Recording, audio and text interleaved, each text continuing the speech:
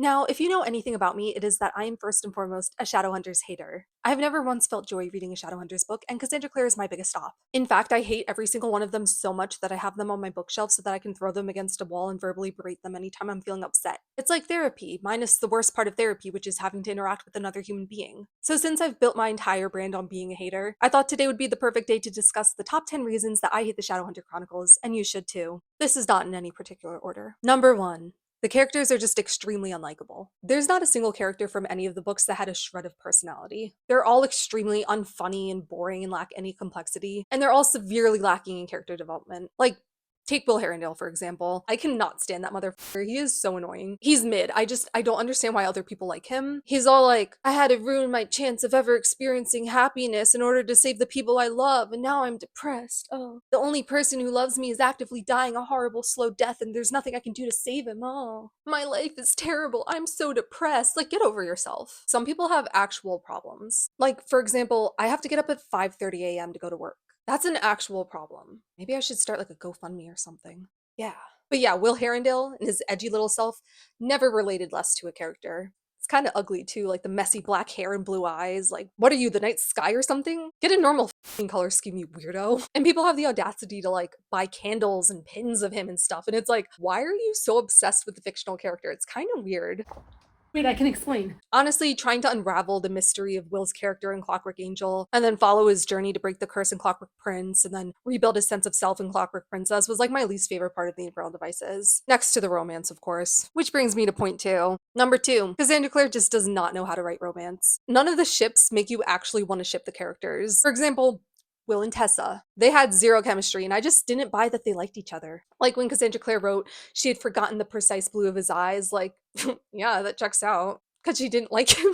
And people are always obsessing over Malik, but like, who even is Malik? Why do we care about them? Honestly, the only decent ship in the whole series is Jason Clary, but only before the end of City of Glass. After they find out that they're not siblings, the ship is just so boring. Like, oh, you can finally start to build a healthy relationship now that's not built on incest. Who the cares? Number 3. The universe is so uninteresting and uninspired and has too many aspects to explore, which just makes the whole thing feel very bloated and overwhelming. Like, okay, we get it. So you have the whole half angel, half human thing, and vampires, and werewolves, and fairies, and warlocks, and demons, and angels, and every other major mythical being in existence. And on top of that, you have complex political systems within each downworlder section. Like, who cares? I'm not here to read a series about a complex fantasy world where every book expands the universe in new and unique ways. I'm here because I want to read about hot people banging. Number 4, there's tons of representation. Like, oh, you have a series with multiple queer characters of color, a character who's genderqueer and it's not treated as some big gimmick and she's just allowed to exist. Bi characters, characters with disabilities, trans characters. We got an ace character, a demisexual character. One of the main characters of the next trilogy is this character who's on the spectrum, and it's clearly stated so people can't argue it isn't canon. And they demonstrate that he sometimes needs accommodations, but it's not even a big deal because they don't make being on the spectrum his whole personality. And he's a part of the LGBTQ plus community. Excessive.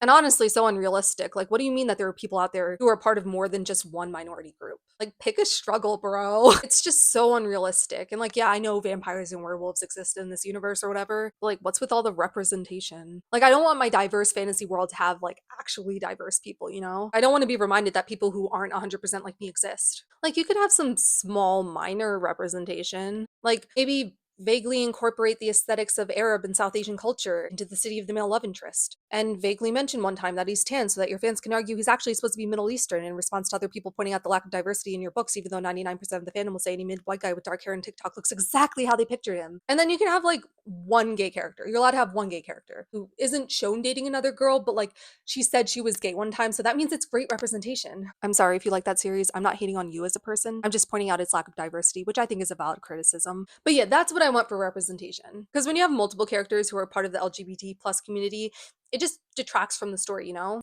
I mean, it was bad enough that Cassandra Clare put in a gay couple with a happy ending in her first series that came out back in 2007 when there was barely any gay representation in YA books, and if they did exist, they got a sad ending. Apparently, the author's trying to combat the bury your gays trope by having them end up happy. Number 5, all of the different series are basically the same because they all take place in the same universe, and some of the characters are like related, which basically means that every single book is exactly the same. Like, I know The Infernal Devices takes place in the Victorian era and it's very steampunk and riffs off A Tale of Two Cities and has those robots that they have to fight and focuses more on the tragedy between the main trio. And The Dark Artifices takes place in 2012 LA and focuses on things like necromancy and fairies and politics, but they're basically the same thing. And the whole having multiple series that take place in the same universe and they all interlock in fun ways is just so annoying. Like, oh, so I could choose to just read one of the series or all of them, but we'll get more enjoyment out of the series if I read them all because then I can make all the connections and know all the characters. That's like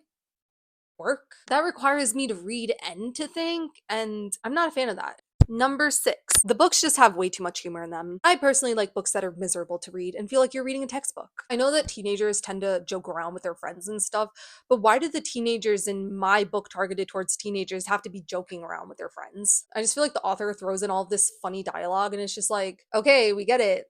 You're funny. Like, do I laugh? Yeah, but I'm not happy about it. Honestly, if a fantasy series isn't super grimdark and devoid of joy and basically the written embodiment of a wet cardboard box, I don't want it.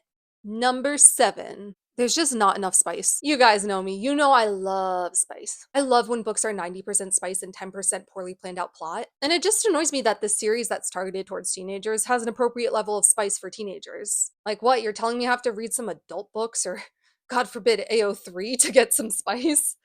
Terrible. Also, the severe lack of sexy silent brother moments is a personal hate crime against me. Cassandra Clare, you are my biggest stop.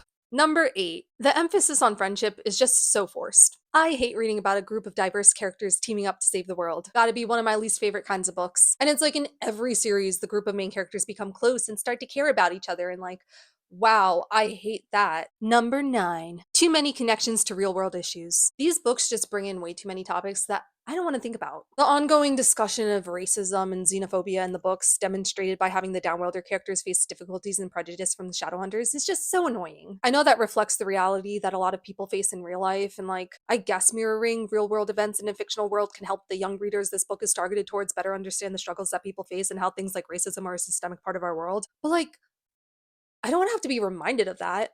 I don't relate because I've just never faced racism before, and I don't want to read about things that I don't relate to. And also, I don't want to have to think about the things I'm reading, okay? Which is why I mostly read fantasy books, because fantasy books are just so well known for being apolitical. I know what you're gonna say.